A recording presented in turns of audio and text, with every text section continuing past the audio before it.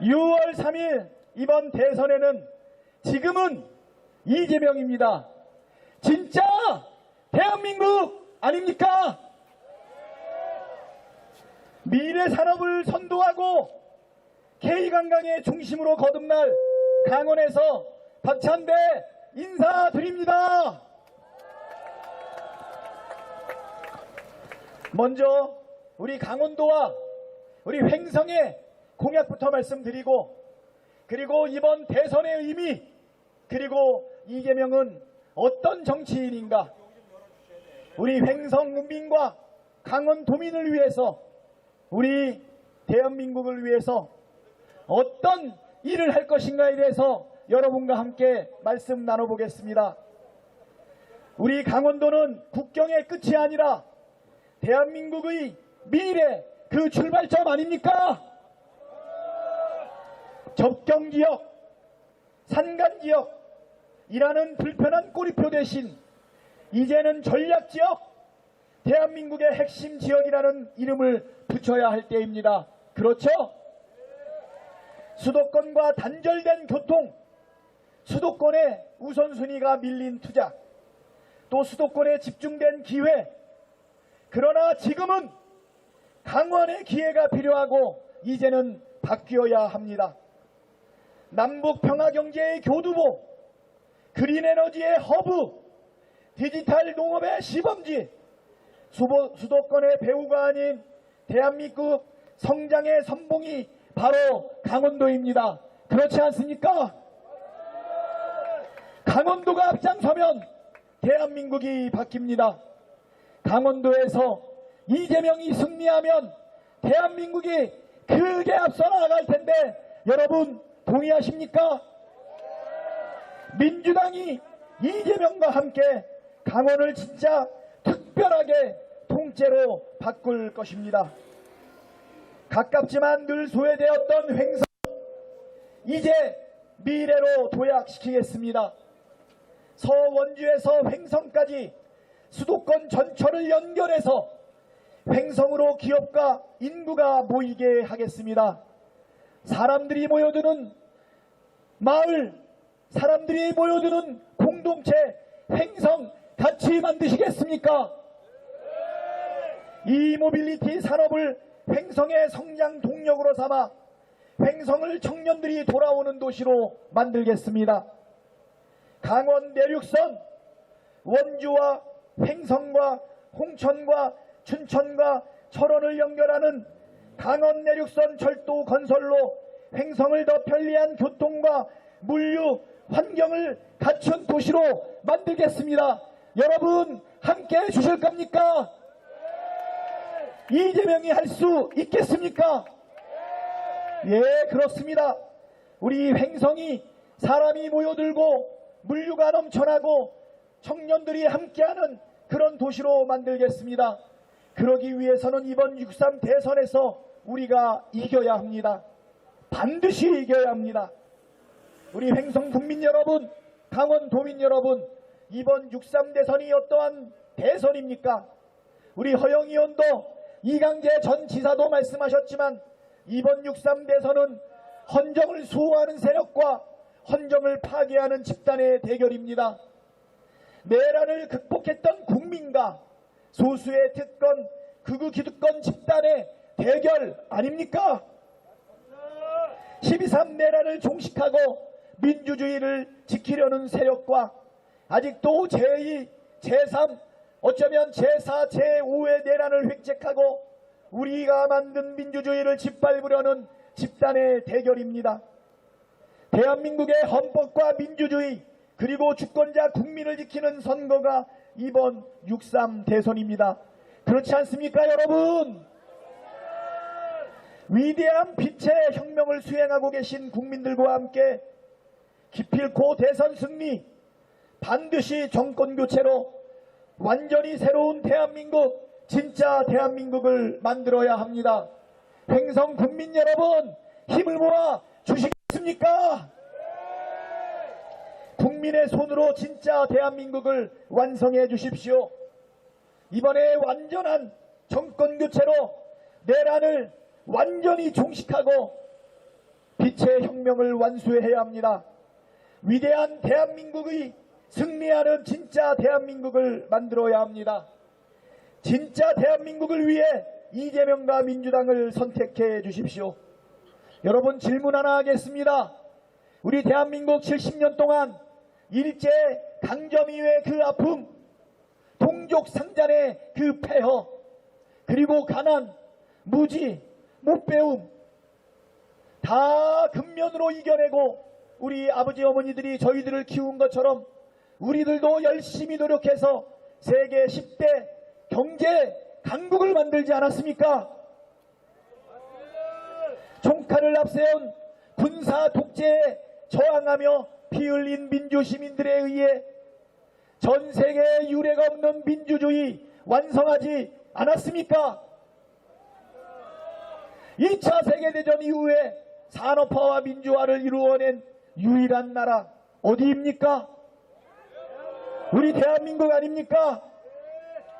불과 8년 전에는 박근혜의 국정농단을 주권자 국민이 심판해서 촛불혁명을 일으켰던 피 한 방울 흘리지 않고 위대한 민주주의의 저력을 보여준 나라 어디입니까? 대한민국 아닙니까? 그런데 왜 우리 이 대한민국이 지금 위기입니까, 여러분? 정치는, 대통령은 우리의 국민의 삶을 보듬켜 안고 국민의 눈물을 닦아주며 국민의 생명과 안전을 지키고 우리의 먹고 사는 문제를 해결할 뿐만 아니라 더 잘 사는 나라, 우리 아이들의 미래를 열어주는 나라, 한반도의 안보 든든히 하고 그것을 뛰어넘어 동아시아의 미래를 선도하고 세계의 평화를 기여하며 김구 선생님이 말씀하셨던 대한민국의 문화를 높여서 전 세계에 통하는 나라, 그러한 대한민국을 향해 가는 것이 우리의 70년, 80년의 역사이고 우리의 성과 아니었습니까? 3년 전 윤석열과 일부 특권 카르텔이 뭉쳐서 우리가 정권을 내주었더니 그들이 보수 정권인 줄 알았더니 그들은 이렇게 얘기했습니다. 자유민주주의를 지키겠다. 안보 든든히 하겠다. 경제에 유능하다 이렇게 얘기했지만 지난 3년 동안 매 순간순간마다 위기가 있었고 국격은 추락했고 대한민국의 자존심은 무너졌으며 민생은 폭망하고 경제도 흔들리고 안보도 흔들렸습니다. 우리나라의 국격은 끝없이 추락했습니다. 여러분, 정치를 우리 국민들이 하지 않고 정치를 우리가 직접 책임지지 않고 소수의 특권 정치인들에게 맡기니까 70년간 이렇게 온 우리 대한민국의 민주주의와 경제와 평화와 안보와 외교와 국격이 이렇게 망한 것 아니겠습니까? 사랑하는 강원도민 여러분, 횡성 국민 여러분, 이재명 후보는 이렇게 이야기했습니다. 정치는 정치인이 하는 것 같지만 사실은 국민이 한다. 여러분 동의하시죠? 우리가 비록 지금은 윤석열 일당에 의해서 지난 3년 동안 태행과 후퇴가 있었지만 그렇지만 이 땅의 주권자는 우리 국민입니다. 12월 3일 날 군대를 동원해서 국회를 침탈할 때 우리 몇몇 국회의원들이 그것을 막아냈습니까? 아닙니다. 여러분, 개엄 당일 이재명 후보는 유튜브를 틀어서 자신의 위치가 노출되고 체포되는 위험을 감수하면서 주권자 국민에게 호소했습니다. 윤석열이 계엄을 선포했습니다. 존경하는 주권자 국민 여러분, 우리 국회를 지켜주시고 민주주의를 지켜주시고 대한민국과 우리 아이들의 미래를 지켜주십시오. 그 소리에 많은 국민들이 모든 것을 던져놓고 국회로 모여들지 않았습니까? 맨몸으로 장갑차를 막지 않았습니까? 연약한 젊은 여성이 총칼로 무장한 계엄군과 몸씨름을 하지 않았습니까? 우리 국회의원들은 목숨을 걸고 국회 담장을 넘어서 2시간 반 만에 190명의 국회의원이 만장일치로 계엄을 해제했습니다. 이게 어떻게 정치 소수의 사람들이 할 수 있는 일입니까? 우리 주권자 국민들이 받쳐주시고 우리 주권자 국민들이 함께 하시니까 이룰 수 있는 기적의 연속이었습니다. 우리 국민들의 마음이 하늘을 감동시켜서 그들의 무모한 야욕을 무찌른 것 아닙니까? 12월 7일, 12월 14일 두 번에 걸쳐서 내란 속의 윤석열을 탄핵하기 위한 국회 발의가 있었습니다. 12월 7일 날 108명에 이르고 있는 국민의힘 의원들은 누구 하나 국회 본회의장에 들어오지 않았습니다. 저는 여러분과 함께 108명의 국회의원 이름을 한 명 한 명 호명했습니다. 권성동 의원 돌아오십시오. 권영세 의원 돌아오십시오. 추경호 의원 돌아와서 민주주의를 지켜주십시오. 그렇지만 그 자리를 지킨 것은 단 2명이었습니다. 투표수는 200표에 미달해서 투표는 불성립이 이루어졌습니다. 그러나 우리 국민들은 포기하지 않고 더 많은 시민들이 밤마다 응원봉을 들고 국회로 모여들었습니다. 밤마다 국회가 떠내려가도록 주권자 국민들의 빛의 행렬들이 일어났습니다. 빛의 혁명들이 일어나서 드디어 12월 14일 200만 명에 달하고 있는 주권자 국민들은 국회를 에워싸고 탄핵을 명령했습니다. 여러분 204표가 기적적으로 모였습니다. 그래서 내란 속의 윤석열은 바로 탄핵소추안이 가결되지 않았습니까? 이것이 주권자 우리 국민의 능력이요 우리 시민의 힘 아니겠습니까? 하지만 저들은 포기하지 않았습니다. 한덕수 내란대행은 끝까지 헌법재판관 3명을 임명하지 않았습니다. 우리는 그 즉시 내란대행 한덕수를 탄핵해버렸습니다. 최상목이 2명의 헌법재판관을 세웠지만 국민의 명령을 끝까지 따르지 않았습니다. 마은혁 재판관을 임명하지 않지 않았습니까? 우리는 마지막까지 마은혁 재판관을 임명하라고 했지만 한덕수도 최상목도 국민의 명령을 거부하다가 결국은 탄핵을 피해 도망갔습니다. 여러분 그러나 우리는 헌법재판소를 향해서 다시 우리 주권자 국민의 명령을 내렸습니다. 광화문에서 동십자각에서 주문을 외웠습니다. 주문 비천부인 대통령 윤석열을 파면한다라는 주문을 외치면서 응원봉을 들고 촛불을 들고 밤마다 추운 겨울에 모였습니다. 윤석열을 체포하라고 눈밭 속에서 얇은 알루미늄 판 하나 몸에 두르고 키세스 응원군이 되어서 윤석열 체포를 명했습니다. 여러분 헌법재판소는 9대0에서 8대0으로 밀리더니 7대1로 밀리더니 5대3으로 밀려서 내란 속의 윤석열 파면이 기각되는 것 아닌가 위기감이 몰려왔습니다. 우리 국민들은 포기하지 않고 마지막까지 윤석열 파면을 외쳤습니다. 드디어 헌법재판관들은 본인의 힘이 아닌 주권자 국민의 명령을 받들어서 마침내 2025년 4월 4일 11시 22분에 주문 비천무인 대통령 윤석열을 파면하지 않았습니까? 여러분 이것이 주권자 여러분의 힘입니다. 그러나 그것으로도 끝나지 않았습니다. 조희대 대법원장 10명의 대법관은 우리의 후보 이재명의 자격을 박탈하기 위해서 졸속재판으로 희대의 판결을 내렸습니다.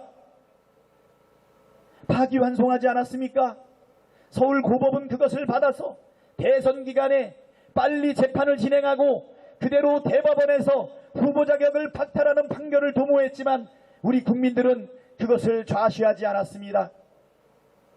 상관의 명령으로 국회에 침투하고 국회에 도달했던 우리의 군인들은 결국은 우리 시민들을 향하여 주권자를 향하여 방아쇠를 당기지 않고 총칼을 휘두르지 않고 장갑차로 덮치지 않았기 때문에 국회가 지켜지고 계엄이 해제된 것처럼 서울고법은 우리 국민의 명령에 따라서 6월 3일 이후로 재판 기일을 모두 미루었습니다. 여러분 이것이 바로 정치는 국민이 하는 것이다라는 것을 몸으로 보여준 것 아니겠습니까? 여러분, 그러나 아직도 내란은 끝나지 않았습니다. 국민의힘은 아직도 내란 동조 장관인 김문수를 후보로 내세우고 있습니다. 그들은 아직도 윤석열을 복귀시키려고 하고 있습니다. 지금 위장 탈당쇼를 벌이고 있는 것 아니겠습니까? 내 눈으로 감시해야 되지 않겠습니까? 여러분, 6월 3일은 대통령 한 명 뽑는 그런 선거가 아닙니다. 내란을 완전하게 종식하고 70년, 80년 동안 우리의 아버지, 어머니가 이룩해왔던 민주주의와 경제성장 그리고 K문화를 지키고 이 위기를 극복하고 난 이후에 다시 한번 도약할 수 있는 역사의 전환기적인 선거라고 생각하는데, 여러분, 우리가 반드시 기필코 이겨야 되지 않겠습니까? 여러분, 이재명 대표에 대해서 한번 생각해 봅시다. 우리 이강재 전 지사님이 말씀하셨습니다. 저는 이재명을 4년 동안 옆에서 보좌하면서 지켜보니 참으로 감동적일 때가 많이 있습니다. 이재명의 삶의 여력에는 우리 민족의 그 얼굴들이 보입니다. 일제강점기의 그 아픔, 6.25 전쟁 이후의 그 가난함, 그 못배움, 그 서러움. 하지만 우리 대한 국민들은 포기하지 않고 2차 대전 이후에 해방됐던 많은 나라들처럼 그저 그렇게 지내지 않고 놀라운 한강의 기적을 이뤄낸 것 아닙니까? 중학교도 갈 수 없었던 소룡동 출신 이재명은 열심히 일하면서 미래의 꿈을 위해 결국은 변호사가 되었습니다. 전문 직업인으로 자기 한 몸 잘 먹고 잘 살 수 있는데 그것으로 멈추지 않았지요. 성남 시민들을 위한 시민운동, 성남 노동자들을 위한 노동운동을 하다가 성남시의 공공의료가 부족한 것을 알고 시민들과 함께 대한민국 최초로 시민조례를 발의합니다. 수십만 명이 동의하고 수만 수천이 함께했던 그 조례, 성남의료원 설치 및 운영에 관한 시민조례 아닙니까? 대한민국 그 1호 시민조례 시민과 함께 발의했는데 어떻게 됐는지 아시죠?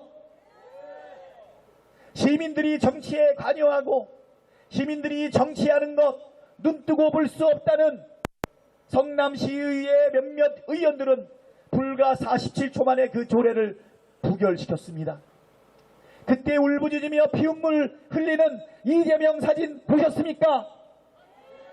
저들은 그 사진을 보며 이재명을 조롱하지만 우리들은 마음이 찢어졌습니다. 우리의 마음 그대로였습니다. 이재명은 결심합니다. 이제 행정과 정치를 그들에게만 맡기지 않겠다. 우리가 좋은 정치인을 키워내겠다. 아니 어쩌면 내가 하겠다.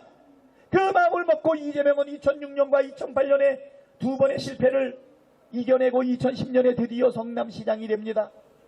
그리고 자기가 정치를 결심하게 만들었던 성남의료원을 건설하기 위하여 바로 진행하지 않습니까? 초심을 잃지 않는 이재명.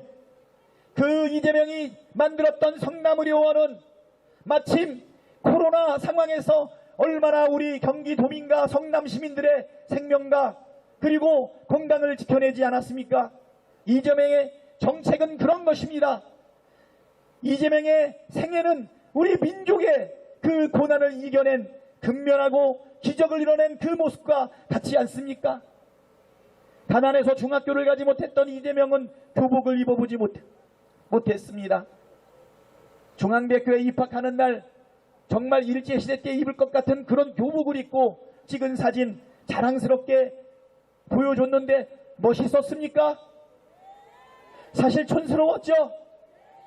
그렇지만 우리 이재명은 자기의 한을 푸는 순간이었습니다. 이재명은 그것으로 끝내지 않았습니다.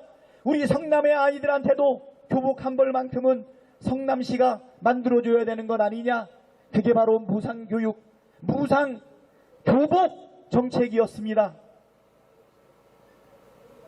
가난했던 이재명의 아버지는 성남 상대원 시장에서 청소를 하면서 집에 갈 때 과일을 주워갔습니다.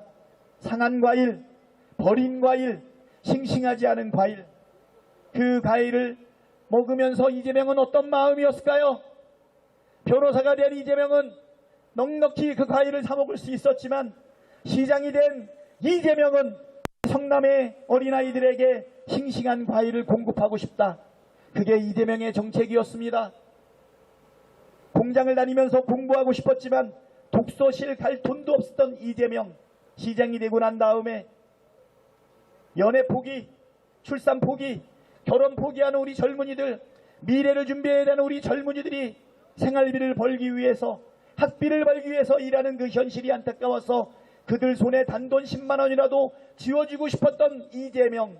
그래서 나온 정책이 뭡니까? 청년배당, 청년 기본소득 아니겠습니까? 이재명의 생을 보십시오. 고난을 극복하고 가난을 이겨내고 위기에 강하게 대처하는 이재명, 성남의료원과 그리고 무상과일, 무상교보, 청년배당, 바로 이재명은 자기가 겪었던 그 삶이 정책으로 나타난 것 아니겠습니까? 서민의 삶과 애한을 누구보다 잘 알고 있는 그가 이제 성남시장 하면서 불과 몇 년 만에 파산 위기에 있던 성남시의 부채 5,200억을 갚는 유능함을 보입니다. 준비된 지도자, 그리고 위기에 강한 우리의 삶의 애한을 너무나 잘 알고 있는 그 이재명이 성남시장과 경기도지사, 민주당 당대표만 하고 그만두기에는 너무 아깝지 않습니까? 이런 이재명, 우리 대한민국을 위해서 일할 수 있는 머슴, 으뜸가는 일꾼으로 만들어서 국민을 섬기게 하고 우리의 삶을 개선시키며 우리의 눈물을 닦아주며 우리 아이들의 미래를 열 수 있게 한다면 이게 얼마나 기대되는 일입니까? 그렇지 않습니까? 이재명은 당대표가 돼서도 민주당을 완전히 바꾸어 놓았습니다. 이 땅의 주인은 국민인 것처럼 민주당의 주인은 당원입니다, 여러분. 그렇지 않습니까? 500만 명의 당원을 가지고 있는 민주당, 250만 명의 당비를 내고 있는 민주당, 민주당의 중요한 의사결정, 경선과정 중요할 때마다 표를 던질 수 있는 자격을 유지하고 있는 권리당원은 114만 명에 이릅니다. 당원 중심의 대중정당, 민주당을 정말 민주주의가 그 원리가 있는 민주당의 주인을 당원으로 만든 그 당대표, 성남시장, 경기도지사, 민주당 대표가 보여줬던 그 성과, 여러분, 이재명이 대한민국의 대통령이 돼서 우리 국민 모두를 위해서 일한다면 어떤 성과를 낼지 기대되지 않습니까? 어떻게 해야 될까요? 6월 3일 우리가 반드시 정권을 교체하고 6월 3일 기필코 승리해야 될 텐데 우리 강원도가 승리하면 크게 승리하지 않겠습니까? 우리 횡성에서 크게 승리하면 강원도가 변하지 않겠습니까? 지금은 이재명입니다. 여러분, 지금은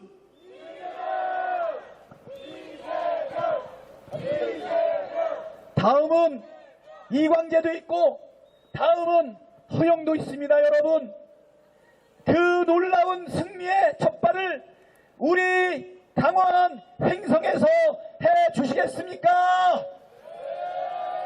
여러분을 믿어도 되겠죠?